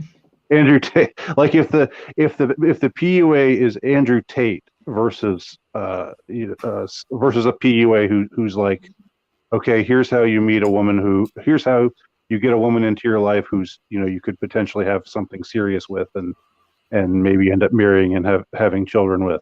There's a difference between that and the Andrew Tate kind of philosophy, is there not? Wouldn't you say? Yeah, it's true. I actually recorded a podcast with a guy from our circles called Geo from Geo Productions, and that's he's good. That's a good channel, by the way, Riddle. Yeah, that episode's going to drop in about 2 weeks here, and we talk about Andrew Tate a lot actually in that podcast. But I'll just briefly summarize my points here. Andrew Tate is less than 0.25% of the population. You know, not everyone is ever going to rise to the level of Andrew Tate to get away with the things that he deals with. Now, a lot of what Tate says is inflated, basically, you know, social media and stuff to get attention, to get followers and stuff like that. But a lot of what he says are just facts on female nature and everything like that. So he does do a service to an extent of, you know, it's better information than, you know, gynocentric bullshit that guys are fed in schools. So while I might have disagreements with Tate as the brand, Tate as the guy, you know, I'd say he's far more of a positive than a negative force. The guy are the charges of sex trafficking, and are those bogus? There's like mixed reports on it if they're true or not. Basically, when I saw it and when I read the reports, you know, I didn't think too much of it because the evidence seemed pretty minuscule to me. But at the same time, like, if they are true, obviously, like, that's a big problem. But even if they are true, it still doesn't, you know, change the facts that what he does say on intersexual dynamics are true. So even if he's in like a poor messenger, the facts still remain. Sure. Yeah, seems. Look, I know Andy, for example, is a father with daughters. So Andy's. Well, I have one daughter and one son. So well, I knew you had a daughter because I'd seen her on one of your streams. Yes, absolutely. But so Andy is obviously not going to be anti-girl, and not going to be in any way, shape, or form anti like or pro blokes conning women. Misogynistic. Yeah, exactly right. So, you know, it's kind of that sort of thing. So people in the chat who talk about degenerate and all this stuff, you've got to look. We're a bit more balanced here than you might think. Like, I'm a dad, although I have a son, but we're nowhere near where you think we are, shall we say, or some of you think we are. The absolute right-wing idea that everyone should be a nun or a monk until they actually get married is ridiculous these days. It's just crazy. I'm sorry. I mean, it might work for a very few very Christian people, but that's not going to be the majority of the right wing these days. I very much agree. Well, this is an objection I've had. No, go ahead, Andy. Carry on, guys. Carry on. Yeah, I was just saying fornication happens. So if that's what that seems to be what you're mainly getting at. And I mean, I understand. Yeah, it just does. I mean, look, what can you do? But there was a time, I do think the culture was better off when it was not something, when it was something that was shameful that you didn't talk about. That, like, you know, during the 40s and 50s, of course, people were still having sex outside of wedlock. It was still happening, but it wasn't something that you were supposed to talk about. Right. And I think it was better. Things were better that way, even if it was. You could argue that it was hypocritical in some ways. You know, what's the saying about hypocrisy being the virtue that, or I can't think. Dang, it's all getting twisted in my head.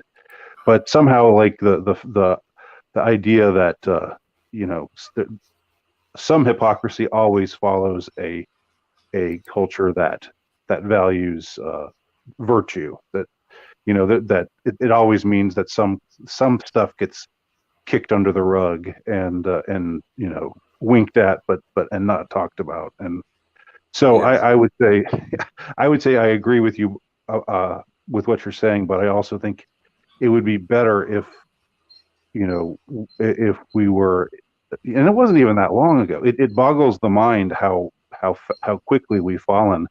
100%, you know, 100%. In less than a century. You know, it's so. It's such a horror to contemplate in some ways. Andy, will your daughter, do you think, when she eventually gets a serious boyfriend, will she bring him to come and see you so you can judge him, which is what all girls used to do? Yes. Yes, I'm sure that I'm looking forward to that day. And you will obviously judge him with a very jaundiced eye, as like all blokes used to, you know. Yeah, I think I might be a little I think I might be a little softer than like the you know, the red-blooded man of the past, but I would but still yeah, I would have the same kind of concerns, and I would still, you Yeah. know, definitely, you know, it would be you know, I mean, in the old days, Andy, it used to be that Dad was saying to himself, will this bloke look after my daughter? Because that was what he really cared about, you know, which is common sense, really, isn't it? sure. Absolutely. Yeah, take care of her. You know, be good to her. Treat her Yeah. right. All that. Yeah, Yeah. totally. Absolutely right. And like, to me, that was just common sense, and it's what went on for the whole of human history, going back to the ancient Romans and the ancient Greeks, really. Well, the ancient Greeks were a little. they had a few Yeah, eccentricities, I'll but agree with you. but They were a bit tunic lifting, but yeah, okay. yeah. But yeah. All right, guys, are you guys okay to go to 2 hours, which is in about 25 minutes? Yeah, we can do Yeah, that. that's fine. Yeah, Because, like, I just think this is a interesting subject. We yeah. have a reasonable audience at the moment. I just think a lot of the stuff that's going on at the moment between men and women is fake, because, like, traditional dads were mostly concerned with their daughters being well looked after, as we were just saying, Andy. Um, Yeah. but as RedHawk said earlier, and you said earlier, Andy, these days a lot of families don't even have a bloody dad. So who's going to do that? And no one does. And Right. then then on the other side, you've got feminism pushing women into, don't give a shit about blokes, have a career, end up as a 45-year-old Catwoman, you know? Yeah. Um, Hmm. so, and then from the right, you have the dissident right. I won't call it the alt-right anymore because you can't. It's the dissident right these days, I guess. Yeah. Yeah. Which I think is a good rebranding, by the way, because the alt-right are, like, you know, Yeah. Alt-right kind of had to go. it had too much baggage, really. Yeah. You know, Roman salutes, etc. But you know, then you have the traditional right turning around and saying, "Oh, well, any bloke who has a few girlfriends is a degenerate," which is again ridiculous, because you've got to be real.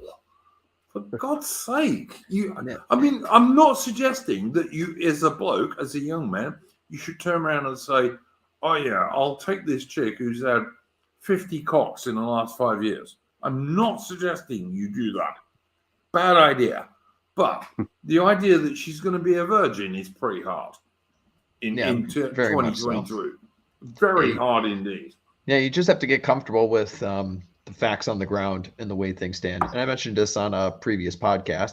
It was much easier to hold up a Christian sexual ethic when the time frame of a man being economically viable for a woman was far closer to when he reached sexual maturity. So you think back, even 100 years ago, guy, reaches sexual maturity, and within 2 or 3 years of that, he can already, have a trade and start bringing in an income and start preparing and taking care of a family. It was much easier back then to enforce, celibacy and no fornication before marriage between both sexes much, much earlier. But now it takes far, far longer due to a bunch of socioeconomic factors and society at large for guys to, actually settle down. I mean, like the earliest age of marriage now in the West is like 30 on average for guys. So you're expecting a guy to go 15 years without sex, and it's the number one driver for him to get up in the morning, to go work, to go basically do anything in his life. You're going to run into some problems there. It's just not At enforceable. that age, yes, absolutely. At that age, that is everything you do, pretty much. Is there I don't know if there's more to say on this whole point, but is if there isn't, I was wanting to introduce another concept into this conversation. Go for it, man. Go for it. There's I think the thing that has been most instructive and also the most depressing in my analysis of the incel culture and the incel situation, if you will, and I write about this in again my short book, A Final Solution to the Incel Problem, which I published in, I believe, 2019. But one of the things that really has stuck in my craw about incel culture, it's not the alleged misogyny. It's not that they're all going to become mass murderers or any of the nonsense that the mainstream media promotes regarding them. But it's what I find most pernicious is this is what they call the black pill. Have you heard of the black? Have you heard of being black pill? Black pill thinking. Yeah. Taking the black pill. To me, the entire notion of the black pill, and I'm not really keen on like I don't know lingo, so I don't really like to talk about pills that much anyway. But I understand that it serves a purpose. You know, and that scene from The Matrix with the red pill and the blue pill. You know, it became iconic, and I understand. And memes exist for a reason, and you know, I'm realistic about all that. But when it comes to the black pill, it just seems like what you do when you take the black pill is you just it's not like stoicism, like I was talking about earlier. It's not or like the, you know, speaking of the ancient Greeks, and others, the whole idea of just you know, letting being aware that there are some things you can change and some things you can't change, and you know, the whole serenity prayer idea. The black pill seems to be more just you will be miserable forever, and anything you do that makes an effort to ameliorate your misery is just quote unquote cope.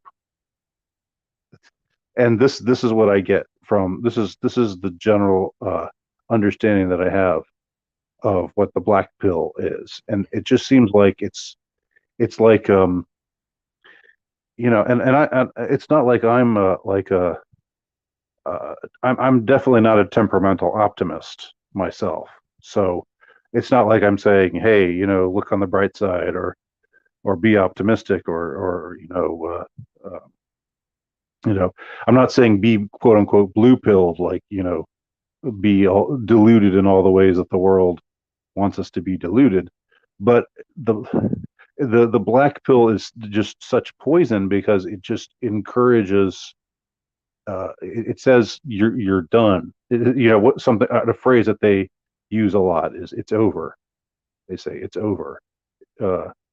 It's over for fill in the blank. And you know, and a lot of time, and I get a lot of the time, it's sort of said in a joking way and that in an ironic way, and not everything, you know, is to be taken at face value. But I do think there is a lot in the whole, you know, taking the black pill, thinking that it's over, thinking that, you know, anything you do, you're just no matter what, you're just going to be you're going to be an ugly incel loser, and you're going to, you know, nobody's going to want to have companionship with you, and beyond that, anything you do to try to make your life better is just cope. It's just, you know, that the way they talk about it it's like this sort of sneering, oh, that's just cope. 100% agree, Andy. So I Yeah. just find that to be the most destructive aspect of incel culture as I have apprehended it Yeah. to the degree to I- which I can understand it as someone who's like 25 years older than most of them, and I'm sure most of them just think I'm out of touch or whatever. I'm just some old No, I out of don't, touch think person. I don't think you are. I think you've worked it out. Yeah, Red I very Red much Hawk, what you were.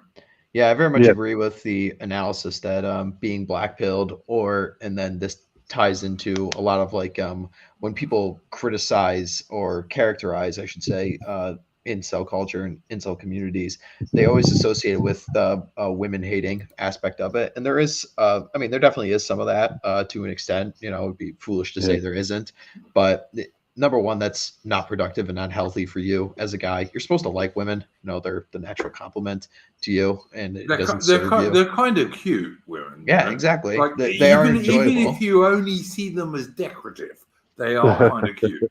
Yeah, they are enjoyable to be around, despite the fact that there are a lot of very terrible ones out there, and despite the Yeah. fact that they are very dangerous as well. You know, it doesn't mean that they aren't enjoyable. So it's definitely not healthy for you guys to, spurg out and hate on women all the time, or to say that, oh, everything's doomed, it's all terrible. I mean, this is just a simple statistic that I like to bring up, is that 70% of Americans are overweight or obese. So, I mean, there's your competition, fellas. You know, you could definitely separate yourself, from the competition. 100%. Look, listen, Red Hawk, I'm going to say something which is going to be very controversial now. Like, I think most women look best at home naked and in a collar.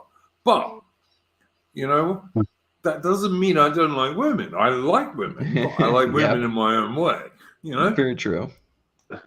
It's like I don't get this idea of like saying, oh, all women are evil and all the rest of it. Most women will do what you want them to do. They really will, but you have to know how to do it. Yes, very much so. It's really easy for us sitting here, like those of us that are on the political right or the dissident right, who are very more switched on to society's woes than most of the normies. But again, most people are normies, and most chicks are definitely normies. So they're not like evil cabal. But the chicks are much more easily. Most women will follow a bloke they admire in terms of his political and other views. They just will. They'll adapt to what you like. If they look up to you, they will. They're designed to do that. Yes, very much so. Yep, men lead, women follow. It's been that way since the beginning of time. So yeah, George, who was in the chat earlier, did a video not so long ago, who said, don't go for an absolutely trad right-wing woman. He said, a woman, I beg your pardon.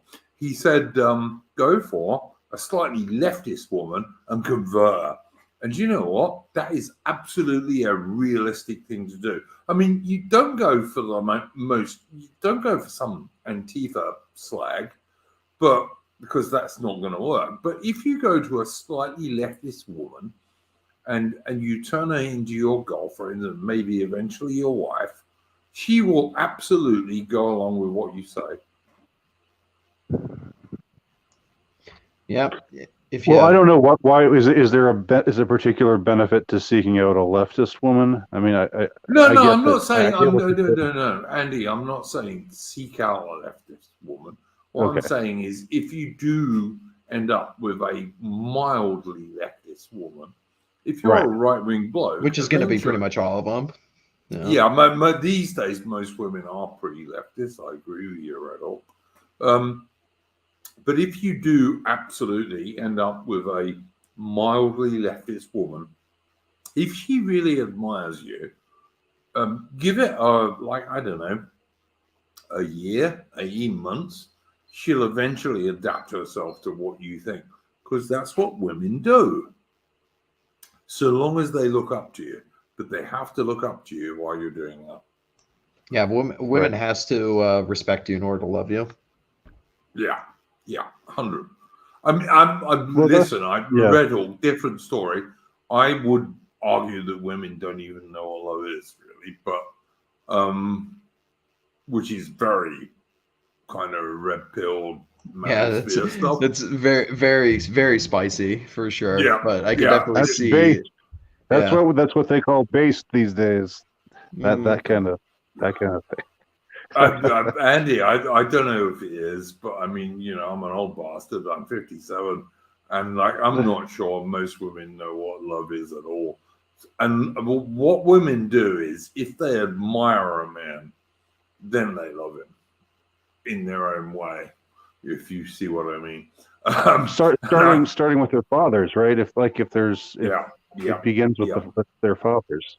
If their father is someone who is admirable and who they look up to and they want to please, they want, you know, not in a bad way, but you know, they would hate to have their father's disapproval. Like that would be the worst thing ever for them.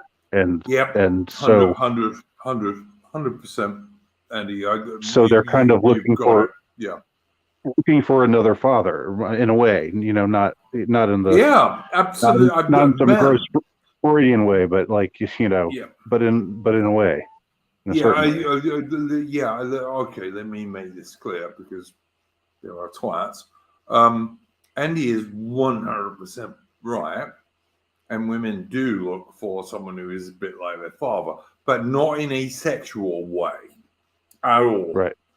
They look for someone who is like their dad, in someone who they can admire. 100%, you're absolutely right about that. And this is one of the very basic human things that many, many people these days get just totally wrong. And as you said earlier, and as RedHawk said earlier, like the number of fatherless families these days makes this harder and harder and confuses more and more, not just boys, but also girls. Absolutely. I think that's true. There's one comment here that I find kind of amusing that I wanted to get RedHawk's take on, and maybe yours too. What is it, man? Give me it and I'll put it on the screen. It's unironical, spiteful mutant. He writes, Andy Nowicki, we incels are based collapsitarian accelerationists inkwells are kicking. I think that's the other way. Inkwells is a new one. It's one I've heard a few times. Anyway, inkwells are kicking back, being neats, while PUAs are gesture maxing for female approval. So, what do you say to that, Mr. PUA? What's your response? I tell him it's his life and he can waste it if he wants to. I mean, go jerk off in a sock, I guess. I mean, like, what am I supposed to say to this? Well, I would kind of totally agree with that, Andy. What would you say to the idea that you're gesture maxing for female approval? I'd say I don't care what this guy has to say about approval or whatever it may be. You know, I mean, like, this guy's wedded to his views, so let him go commiserate. You know, it's none of my business. So if you don't want to be a part of it, fine. But, you know, it's just the thinking just isn't going to serve you, man. It really isn't. So, but are PUAs trying to give women what they want? Is that the whole? No. It's trying to give them what they want. I think is the serious question that's behind this comment. It kind of depends on who you're using it as an example, because like you can go to somebody like Neil Strauss or Mystery Method when they wrote their famous books on the subject in the early 90s and in the early 2010s as well. There is, like, to some extent, you can go out there and like peacock and the feather boa and stuff like that. And, quite frankly, who cares, man? It's like, don't care, got laid, I mean, like, there's really nothing more to it, so it's like, you know, well, wow, are you going to say that like everything you do in your life is for the, you know, perceived, you know, approval of women? It's like, oh, I go to the gym, you know, just because I want women to like me. It's like, no, I mean, like I go there so I actually have a healthy lifestyle, can survive, you know, like I go to a job to make money so I don't live on the street. You know, are you going to say that that's like gesturing for women too? I mean, this comment is just so absurd on its face. It's just ridiculous to even address. It's like, okay, dude, just go and commiserate. No. Look, guys, I've got to say, like,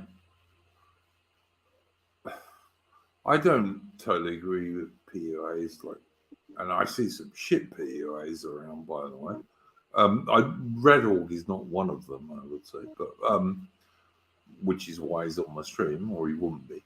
But I don't see that. What I see is PUA, the good PUA guys are teaching men how to use women, if you want. I mean, I'm sorry, but that really is what it is.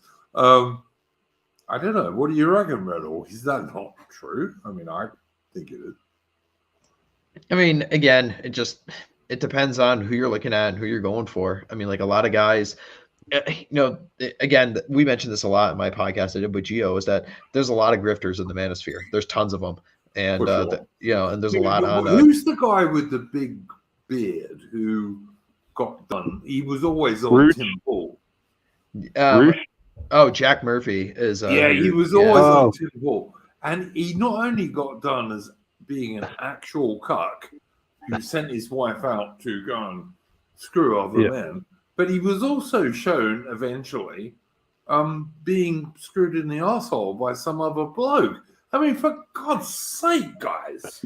Yeah, there's definitely a very huge problem with a lot of people grifting off of the manosphere because, as I mentioned earlier in the stream, it's, you know, the number one source for, you know, guys to get up in the morning, you know, is sexual pursuit of women, you know, and a lot of guys are struggling with young it. Guys, mate. Yes, yeah, very much so. But I'm 57. I don't give a shit, mate. Right, but those are the guys who are on the internet the most, and that's where these guys are making the money. You know, or all the young kids are on the internet, and it's an issue that a lot of young guys are struggling with. So it's a really easy way to make a quick buck. Absolutely, 100%.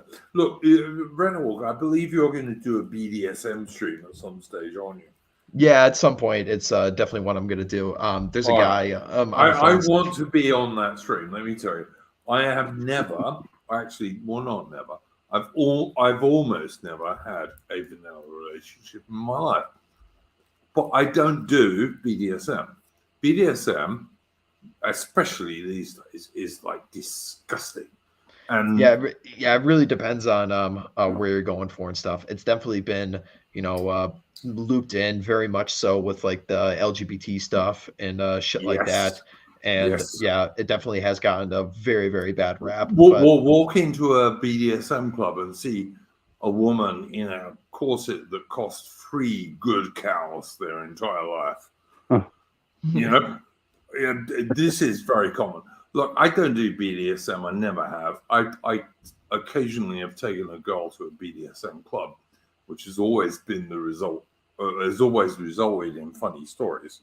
But what I have always done in my whole life is DS and male-led DS, and that's a different thing entirely. So I will happily come on your BDSM stream, but it won't be about BDSM, except to slag it off. But it will be about DS. If you're up for it, though. Yeah, for sure. It's definitely a topic I want to address at some point, so I'll definitely email you about that. But it's DS meaning domination submission, or yes. Andy, I've almost every single relationship I've ever had in my entire life, and I'm 57 now, was DS, and it was a male-led relationship, but that's pretty much what all relationships always were for the most part of entire human history, if that makes any sense. Yeah, very much so. I've made the argument that it's just a logical end state for any, you know, polarizing relationship, like ultimate masculine, ultimate feminine. But it definitely does have a big problem with crossovers with, you know, a lot more of the really, really actually bad, sexual degeneracy, like, For sure. homosexuality and stuff For like sure. that. So, yeah. Yeah, all right. So Bolero in the chat. There's your point. It's Yeah, airporting generally. and spanking, but that's just sex. That's, For God's that's pretty sake. tame. Yeah. That's This just is sex. this is the issue. It gets that kind of stuff is what like gets roped into it as well. So again, there's like, there's a line with this kind of stuff. You know, there's definitely a line where you get into, the really, really bad, homosexual pride parade crap. And then, on the low end, you get, stuff like this, which again, like we've mentioned, pretty basic bitch stuff. I tell you, I'll tell you, Riddle. I took this chick, and the only time I ever go to a BDSM club is if a woman asks me to take her. And I went to one with this chick a few years ago in Melbourne, and we walked in, and we'd been there like 5 minutes, and we got a drink, and this chick says to me, my name, why are there so many fat women here? Yeah, that's the problem too. It definitely, 100, man. 100, 100. Yeah, it attracts really, really, dysgenic people. The public stuff does, but I argue that, in like a private setting, most women are going to be open to it to some degree. 100, absolutely 100. It's absolutely natural. But like I said, what I do is not BDSM, and I hate the term, because what I do is DS, and it's male-led DS, and it's like just what most blokes have always done, going back to the ancient world, pretty much. And tricky woo, there ain't no slippery slope in that, mate. Trust me, there ain't. The entire opposite. Yeah, very much so. Especially like, if you've got good, a good frame and stuff like that, and if you're the man who's leading the relationship, you literally just go as far as you want to with this kind of stuff, because the chick in that situation isn't going to take it like farther than you are, because you're just setting the tone. So she'll always want to. The chick always wants to take it further, always. But you have to set limits. I mean, that's what exactly. blokes do. You're the final arbiter. Yeah, it's what blokes do. Every time you get into anything which is a bit extreme, women will want to go farther than you do, but you have to stop them at a certain point, because they are basically like children. Really, It's another shit test, isn't it? Oh yeah, yeah. I don't think it is, actually, because like it depends on the context. Women do shit tests deliberately, but I think when women just want to go further when they get sexually excited and all this kind of stuff, they're just like kids, except they're not, because they're adults and they get sexually excited. If that makes any sense. Yeah, it kind of depends on the context, because, again, on the BDSM question, it can get to the point where like the chick is almost like egging you on to take it a little bit further. Like a little bit of a harder spank, as it were. So in like those contexts, it's definitely something you could play into. But then like, it could be totally other things as well. So it might not necessarily be a shit test, but because some of them are active and some of them are passive. So just depends on the situation. It does. All right, guys. I think we've covered a lot. I don't think we've solved anything about incels, but we never were going to do that, were we? Well, it's nothing we could do. It's something that the individual guy is going to have to do. At the end of the day. Yeah, no, I totally agree with it all. Like, I feel sorry for incels, but they need to change themselves. Which, as you said right in the start, like go to the gym, dress well, like do that stuff if you want to. If you don't, then okay, be a monk. If that's what you want. I think it's more of like a change in mindset. That's like where you again not becoming a monk, but just becoming adopting what I've argued for is adopting a more stoical mindset, a less of a grasping, groping, like like I know that part of you is always there, but and that's not to deny it or anything, but but just like to anyway, that was my idea of the final solution to the incel problem, given So, the state of things. so Andy, you're talking about stoicism in the sense of the Marcus Aurelius stoicism. It's a good place to Well, start.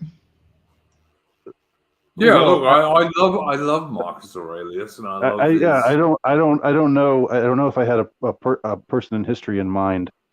Just the idea that of like not getting, like, somehow just unplugging from this anger and rage, and like, and this desperate Oh horniness, yeah, okay, fair enough, that, fair enough. just you know um not not dwelling on the things that make you, not dwelling on this black pill mindset, this I mean, I think that's, if if you emerge, if whether or not you emerge, maybe you come out of it and you end up, with the love of your life, and you get married, and you're happy and you've ascended, as they say, or maybe not. But either way, I think there's something to be said for just unplugging from this mindset that is so self-destructive, and so uh, like it's just it's so evil on so many levels.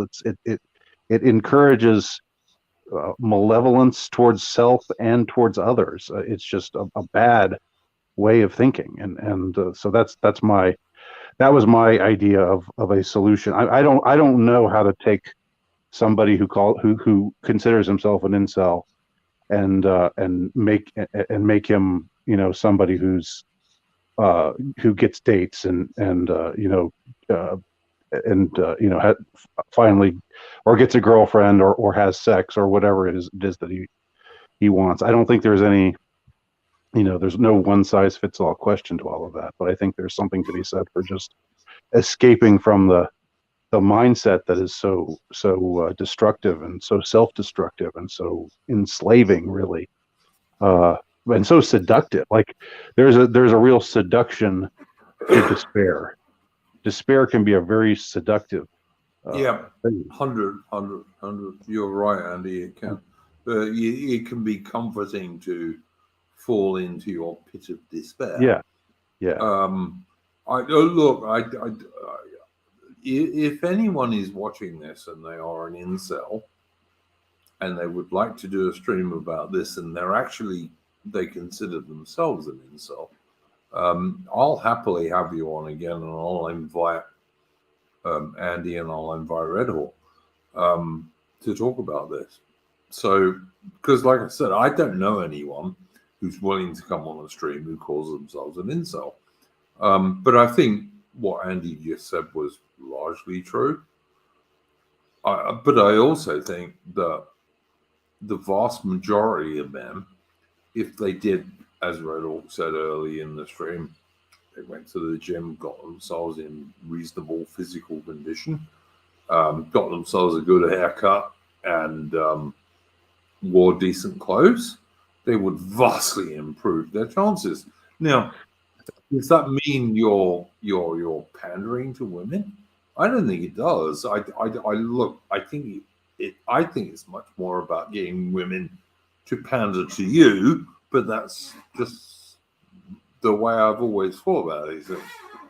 So I don't know, Riddle, what are your Yeah, very much so. When you get to a certain point, the woman qualifies to you instead of you qualifying to the woman, which is how most guys have been taught. Yeah, But yeah. if you get yourself, to be attractive and to not be unattractive, you can definitely have an abundance mindset. And like we mentioned earlier, you could start training a girl to be the best girl for you. So, you should absolutely, level yourself up to have the best life, because you're only going to have one, and go out and enjoy it. And if you want to understand women in addition to that and bring one along with you for the ride, go for it. You're a man, you get to make your own choice in the world, and that's what separates you from women who are always like the passive forces in the world, don't have the same kind of agency that men do. So rejoice in that. You just have to work at it, and you just have to decide that that's what you want. Yeah, totally agree. RedHawk did a little stream recently called First Date, which I thought was great. And like one of the things he made a good point about was like if you're organizing a first date with a woman, if you're going somewhere reasonably flash, tell her to wear a little black dress. Just tell her. She will. 99 times out of 10 she will. And if she doesn't, she's probably not someone you should pursue. Mm-hmm. Because that's how women are. Yep, They just very are much like so. that. Don't give them the choice. Tell them what to do. They like it.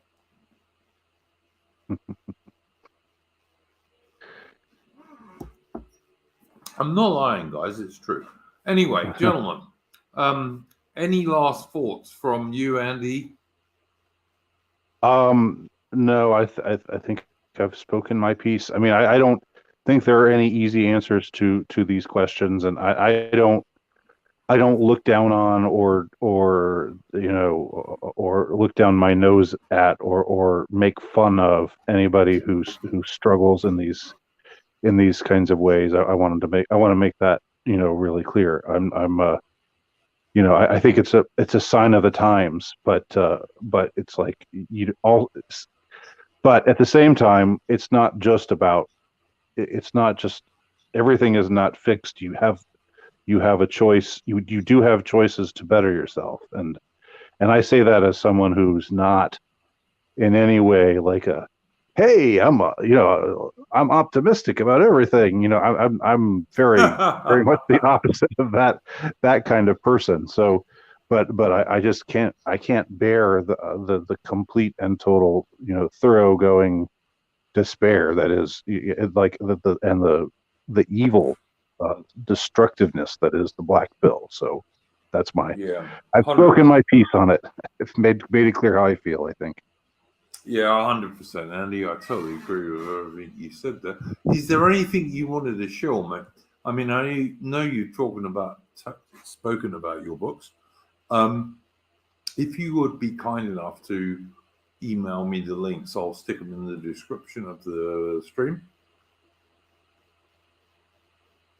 Are you talking to me? Yeah, Andy. Yeah, Andy. Oh, yeah. If there's anything you want to show, do it now. But Well, also, okay. also, if you send me the links to your books, etc., and your YouTube channel, I'll stick them in the stream. Okay, sure. Well, my books that are relevant, the books that I published that are relevant to this subject are, as I said before, Ruminations of a Low Status Male. That's something I wrote in 2017, 2018. There's 3 parts to it.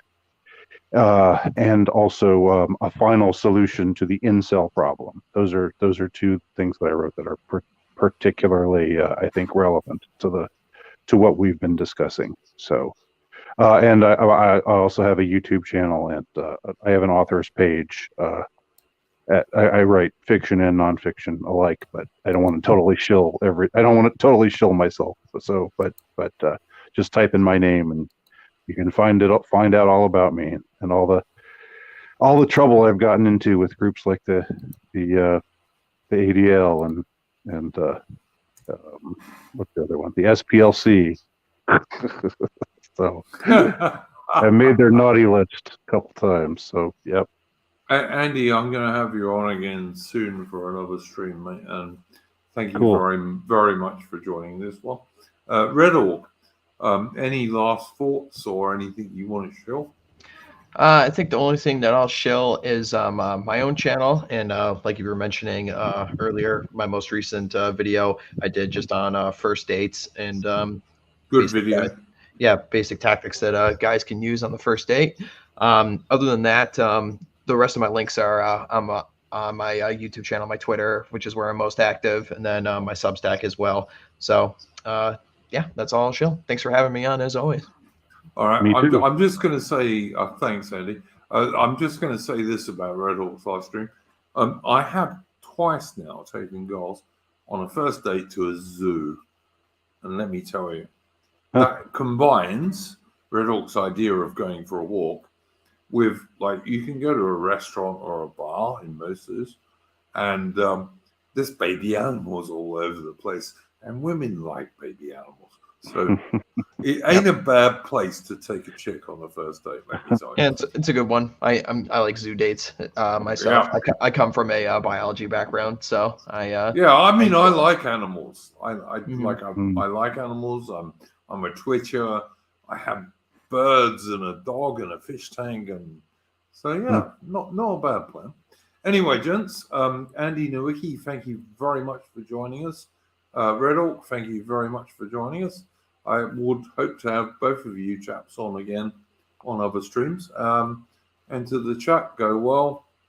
And take care. And I will be back on, let me think, Saturday night, UK time, Sunday morning, Australian time for Splendid Isolation 84 or 85 or whatever it is. And we'll see you then. RedHawk, hang around in chat for a minute if you would after we close. I want to speak to you for a minute. Sure.